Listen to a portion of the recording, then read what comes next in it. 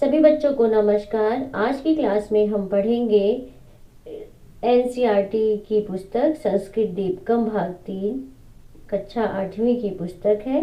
पढ़ेंगे द्वादशः पाठ जिसका नाम है सम्यक वर्ण प्रयोगेण ब्रह्मलोके महीयते। सही वर्णों के प्रयोग से या शुद्ध उच्चारण से जो मनुष्य होता है वो ब्रह्मलोके यानी ब्रह्मलोक में महीयते प्रतिष्ठित होता है। तो आज की क्लास में हम पढ़ेंगे इस पाठ का क्वेश्चंस और आंसर। ठीक है। अगर आप सभी को द्वादशः पाठ का हिंदी में अनुवाद देखना है तो आप मेरे चैनल के प्लेलिस्ट में जाकर, प्लेलिस्ट का नाम है संस्कृत दीपकम भाग 3 क्लास 8th, तो आप उसमें जाके द्वादशः पाठ का पार्ट 1 वाली वीडियो देख सकते हैं, क्योंकि द्वादशः पाठ का जो पार्ट 1 वीडियो है वो उसमें मैंने इस पाठ का हिंदी में अनुवाद कराया है। ठीक है ना। तो आइए हम शुरू करते हैं। पार्ट में क्वेश्चन आंसर शुरू करने से पहले हम यहाँ पर अत्र इदम अवधेयम, यहाँ इस बात को भी ध्यान से समझना चाहिए। तो शिक्षा, कल्प, व्याकरण, निरुक्त, छंदः, ज्योतिषम, ये जो 6 हैं, 1 2 3 4 5 6, ये 6 वेदांग हैं। तो वेदांगानि वेदों के सहायक शस्त्र हैं। ये जो वेद है, ऋग्वेद, यजुर्वेद, सामवेद और अथर्ववेद है, उसके ये सहायक, वेदों के सहायक ये शास्त्र हैं। तो आइए हम देखते हैं कि शिक्षा में क्या है।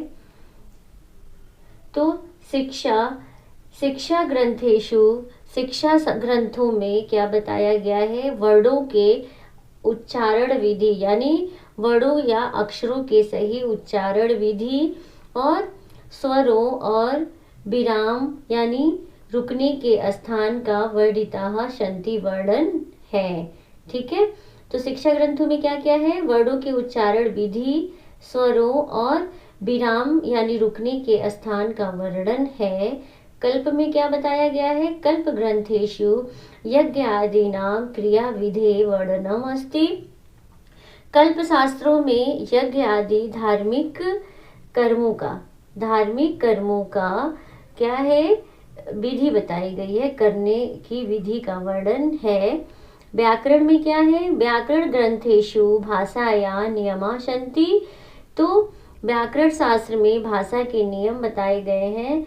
जब हम पाठ पढ़ रहे थे, इसका हिंदी अनुवाद कर रहे थे, तो उस पाठ में यही बताया गया था कि सभी मनुष्यों को व्याकरण आनी ही चाहिए, क्योंकि इसमें भाषाओं के नियम को बताया है। ठीक है ना। निरुक्त में क्या बताया है, अस्मिन् शास्त्रे, इस शास्त्र में शब्दानां व्युत्पत्ति ही वर्तते, शब्दों की उत्पत्ति कैसे हुई है वो निरुक्त में बताया गया है। ठीक है। छंद में बताया गया है, अस्मिन् शास्त्रे मात्रा, ताल आदि दृष्टया गायन संबंधम वर्णनः अस्ति, के आधार पर मंत्रों और श्लोकों का गाने का वर्णन है इसमें छंद में, कि अगर हम किसी श्लोक को गाते हैं तो कहाँ हमें विराम करना है, कौन सा ताल होना चाहिए, कौन सी मात्रा होनी चाहिए, इन सभी का वर्णन इसमें बताया गया है, कितने पे हमें रुकना है। ठीक है ना। ज्योतिष में बताया गया है इस शास्त्र में, अस्मिन् शास्त्रे, इस शास्त्र में सूर्य, चंद्र आदि नक्षत्रों की गति तथा एवं तेषां तथा उनके प्रभाव का वर्णन अस्ति है। तो आपने देखा कि वेदांग कितने होते हैं, 6 होते हैं। और शिक्षा में क्या होता है, कल्प में क्या होता है, व्याकरण में क्या बताया गया है, निरुक्त में क्या बताया गया है, छंद में क्या बताया गया है और ज्योतिष में किस चीज का वर्णन किया गया है। तो आप सभी अच्छे से इसको देखकर और याद कर लीजिएगा। आइए हम इसके क्वेश्चन आंसर शुरू करते हैं। अभ्यासात् जायते सिद्धि, अभ्यास से ही सिद्धि प्राप्त होती है। तो पाठे विद्यमानानां श्लोकानां उच्चारणं स्मरणं लेखनं च कुरुत्। आपको क्या करना है, पाठ में जो विद्यमान श्लोक है यानी जो पाठ में श्लोक दिए गए हैं उसका आपको उच्चारण, स्मरण यानी याद करना है, च लेखनम और लिखना है, लिख कर, ठीक है। प्रश्न नंबर 2 है, आइए प्रश्न नंबर 2 देखते हैं कि अधोलिखिता नाम प्रश्न नाम एक पदेन उत्तराणी लिखत, नीचे लिखे गए प्रश्नों के उत्तर आपको एक पद में लिखना है। इस बहुत सारे हमने 1 से 10 12 चैप्टर कर लिए हैं, आपको समझ में आ ही गया होगा कि एक पद में उत्तर देना किसे कहते हैं। तो दूसरे का क है कि पाठका केशाम सम्यक प्रयोगम कुर्वः, तो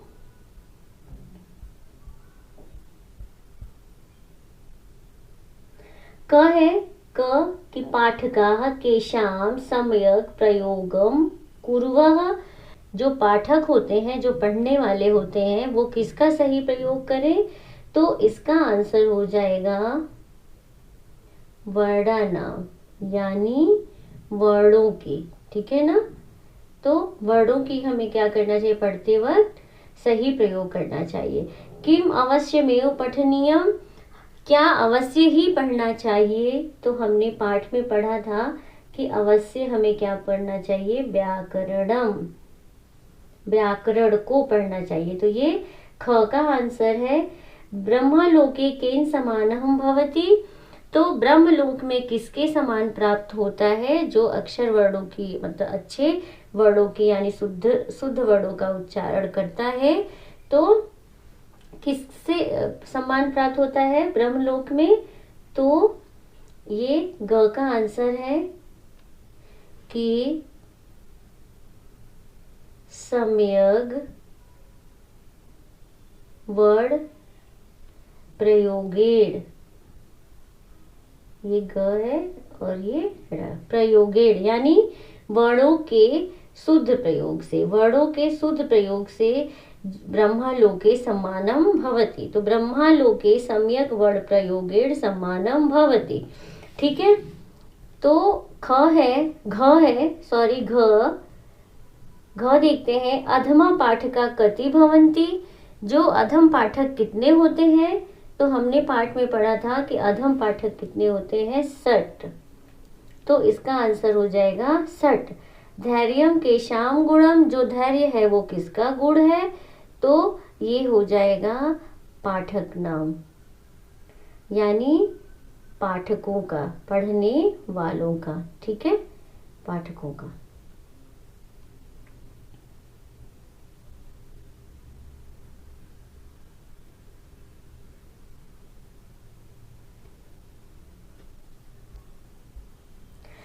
आइए हम दूसरा क्वेश्चन देखते हैं। दूसरा क्वेश्चन क्या है, अधोलिखिता नाम प्रश्न नाम पूर्ण वाक्येन उत्तराणी लिखत, नीचे लिखे गए जो प्रश्न है उसका आपको पूर्ण वाक्य में उत्तर लिखना है। तो आइए हम देखते हैं इसका पूर्ण वाक्य में उत्तर। क ख ग घ और अंग यानी अंग और च।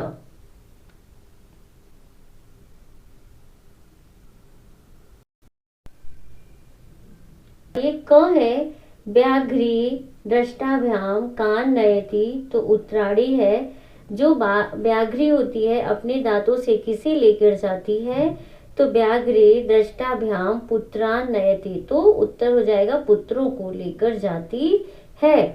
वर्णा कथम प्रयोक्तव्या, तो वर्णों का उच्चारण कैसे करना चाहिए, तो वर्णों का उच्चारण कथम कैसे करना चाहिए, तो वर्णः अस्पष्टतया सम्यक उच्चारणेन प्रयोक्तव्या, यानी स्पष्ट और शुद्ध उच्चारण करना चाहिए। ग है कि पाठका नाम षड्गुणाः के भवन्ति, जो पाठक होते हैं अच्छे पाठक के षड्गुण यानी 6 गुण कौन कौन से होते हैं, तो उत्तर है पाठका नाम षड्गुणाः क्या क्या होते हैं, देखिए माधुर्यम, अक्षर व्यक्ति ही, पदच्छेद, सुस्वरः, धैर्यम, लय समर्थ्यता च इति भवन्ति।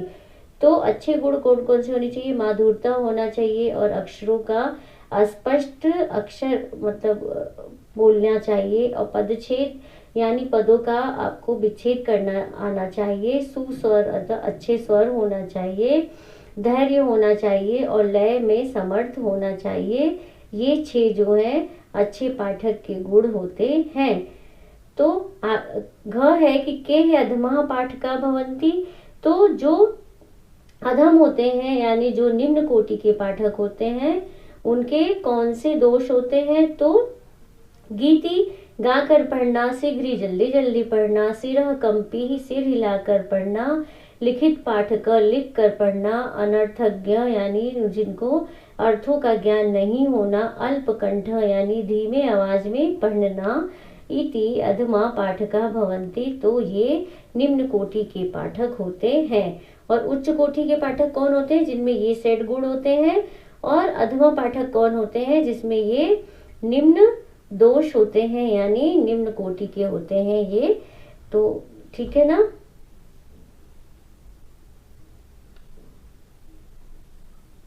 अंग है कि स्वजन स्वजन इति तन्यो अर्थ दृष्टवा कह भेद। तो देखिए कि जो स्वजन है वो प्रियजनस्य इति अर्थम सूचयति। तो जो ये स्वजन है वो प्रियजन को अर्थ को सूचित करता है। और जो स्वजन है तू सुकनस्य तू सुनकस्य, तो ये कुत्ते के को का अर्थ सूचित करता है। तो इतन्यो अर्थ दृष्टिया भेद अस्ति। तो अर्थ की दृष्टि से ये भेद है। तो ऊपर है कि सकलम शकलम च इतनयो अर्थ दृष्टवा क भेद। तो सकलम इतस्य अर्थ संपूर्णम यानी पूरा, शकलम इतस्य अर्थम यानी खंडम। तो इस शकलम का अर्थ क्या होता है? खंडम यानी खंडित खंडित होना। और इस सकलम का अर्थ क्या होता है कि संपूर्ण यानी पूरा। ठीक है।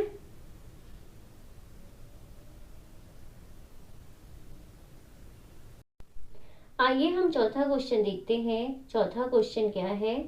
तो अधोलिखितानि लक्षणानि पाठकस्य गुणाः व दोषाः वा इति विभज्यत। तो नीचे लिखे गए जो लक्षण हैं उसमें पाठक के गुण व दोष में आपको क्या करना है? विभाजित करना है। ये जो नीचे दिए हुए हैं, ठीक है। तो आपको क्या करना है? ये पाठक का इसमें गुण क्या है और दोष क्या है, इसको आपको अलग अलग इन शब्दों को विभाजित करके लिखना है। तो यहाँ पे देखिए कि 2 स्तंभ बने हुए हैं। एक है जिसमें गुणों को लिखना है और दूसरा है जिसमें दोष को लिखना है। तो आइए हम भी शुरू करते हैं। तो पहले हम गुण से लेते हैं। गुण में क्या क्या चीजें लिखेंगे? तो ये हो जाएगा, एक तो लय, लय के साथ पढ़ना चाहिए, लय समर्थम। और माधुर्यम होना चाहिए, माधुर्यम, ठीक है। पदच्छेद आना चाहिए,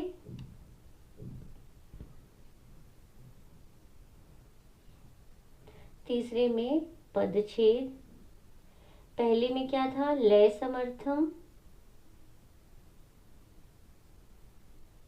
दूसरे में क्या था? माधुर्यम। और हमें पदच्छेद करने भी आना चाहिए अच्छे पाठक को। वो पदच्छेद क्या होता है कि पद दिया हुआ है उसको उचित स्थान पर शब्द विभाजन करना आना चाहिए। और धैर्यम, धैर्य होना चाहिए। अच्छे पाठक के गुण में धैर्य भी होना चाहिए। और सुस्वर यानी अच्छे स्वर में पढ़ना चाहिए। ठीक है, ये ए की मात्रा है धैर्य। और ये य है, य और म, धैर्य, सुस्वर। ठीक है। अब शीघ्री यानी दोष क्या क्या होते हैं? शीघ्री का मतलब होता है कि जैसे बहुत तेज पढ़ना। और अक्षर व्यक्ति जिसको अक्षर वर्णों का ज्ञान हो, ये गुण है। और दोष में क्या है? शीघ्री, जो जल्दी जल्दी पढ़ता है। और भी इसके दोष हैं। तो दोष में और क्या हो जाएंगे? लिखितः। हमने जब हिंदी अनुवाद जब मैं करा रही थी तो ये सारे दोष हमने पढ़ा था। तो लिख लिख कर पढ़ना, ये क्या है? दोष है। अनर्थम मतलब अर्थ का ज्ञान नहीं होना, अनर्थम अर्थ का अभाव। अल्पकंठ,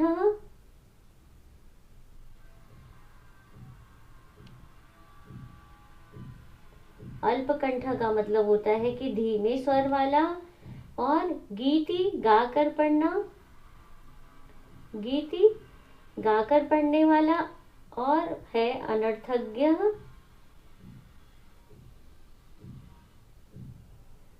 अर्थ न जानने वाला। और एक और दोष है, आगे देख लेते हैं, एक दोष और है कि सिरह कंपी, ये दोष में है, सिरह कंपी यानी सिर हिला हिलाकर पढ़ने वाला। तो हमने क्या देखा कि हमने इसके गुणों को भी देखा और इसके दोष को भी देखा। तो इसमें भी हम देख लेते हैं, जो ये दिया हुआ है अक्षर व्यक्ति, ये इसके गुण हैं, शीघ्री ये इसके दोष हैं, जल्दी जल्दी पढ़ना, लिखित पाठक लिख कर पढ़ना ये इसके दोष हैं, लय समर्थम लय के साथ में समर्थ होना चाहिए तो ये पाठक के गुण हैं, अनर्थम जिसको अर्थ का ज्ञान नहीं होना चाहिए तो ये दोष है, अल्पकंठ जो धीरे स्वर में बोलता है ये भी इसका दोष है, माधुर्यम तो माधुरी मधुरता होनी चाहिए तो ये गुण है पाठक के, गीति गा कर पढ़ना क्या है, दोष है, पद छेद करके पढ़ना क्या है, गुण है, सिर कंपी क्या है, सिर हिलाकर पढ़ना दोष है, अनर्थज्ञ जिसको अर्थ का ज्ञान नहीं होता है वो क्या है, दोष है, धैर्यम ये अच्छे पाठक के गुण होते हैं, सुस्वर ये अच्छे पाठक के गुण होते हैं। तो चौथा क्वेश्चन कंप्लीट हो गया। आइए हम पांचवा क्वेश्चन देखते हैं।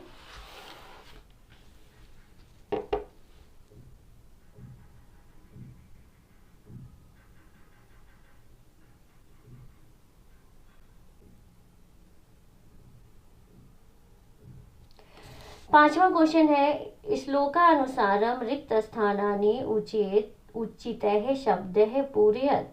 आपको क्या करना है कि श्लोक के अनुसार आपको रिक्त स्थान में उचित शब्द को भरना है। तो आइए हम भी देखते हैं क में क्या भरा जाएगा। तो क में हम भरेंगे पतन भेदा भ्याम, ठीक है, ये य है, पतन भेदा भ्याम, यहाँ मैं लिख देती हूँ। तो क में भरा जाएगा पतन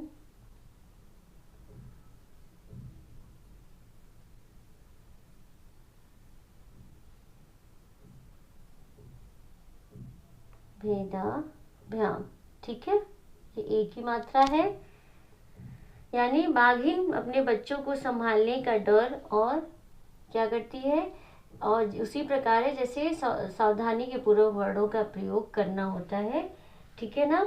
लय समर्थम च सडेते पाठकः गुणा, तो माधुर्यम यहाँ पर हम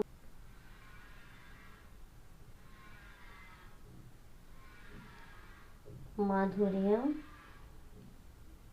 क्षर व्यक्ति, ठीक है, ये हम भरेंगे ख में, ये ख का है। ग में हम क्या भरेंगे कि गीति शीघ्री और सिर कंपी, सिरह कंपी ही यानी सिर को हिलाकर पढ़ना, ये क्या है, पाठक के दोष है, ये म है, सिर कंपी, सिर कंपी।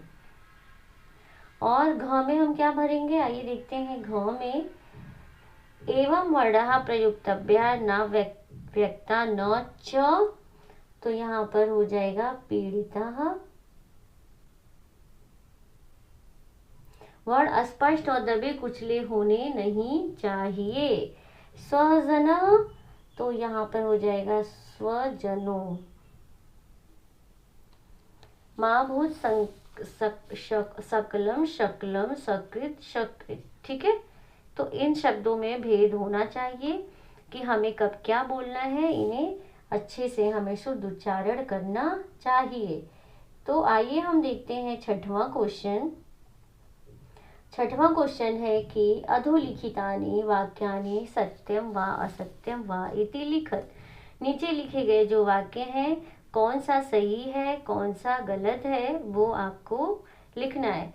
तो जैसे यहाँ पे एग्जाम्पल दिया हुआ है कि पदछेद पाठ का नाम गुणः अस्ति, तो जो पदछेद है वो पाठक के गुण होते हैं, तो ये असत्यम नहीं, ये सत्य है। ठीक है। गान सहित पठनम पाठ का नाम दोषम भवति, तो गान के साथ पढ़ना ये क्या होता है, पाठक का दोष बताया गया है, तो सत्यम सही है, तो गाकर नहीं पढ़ना चाहिए। माधुर्यम नाम अक्षराणाम उच्चारणे अस्पष्टता अस्ति, माधुर्यम मधुरता को दर्शाता है, अस्पष्टता असर अक्षर व्यक्ति है, तो माधुर्य जो है वो मधुरता को दर्शाता है, अस्पष्टता अक्षर व्यक्ति, तो ये गलत हो जाएगा, ये है असत्य है ये।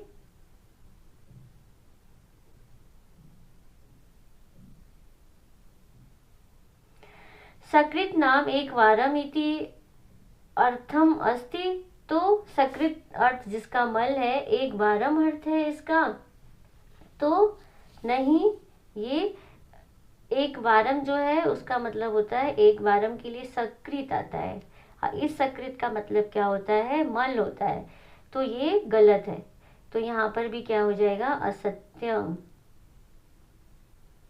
असत्यम। ठीक है। अव्यक्ता वर्णा प्रयोक्तव्या भवन्ति, अस्पष्ट वर्णों के प्रयोग को निषेध किया जाए, तो असत्यम।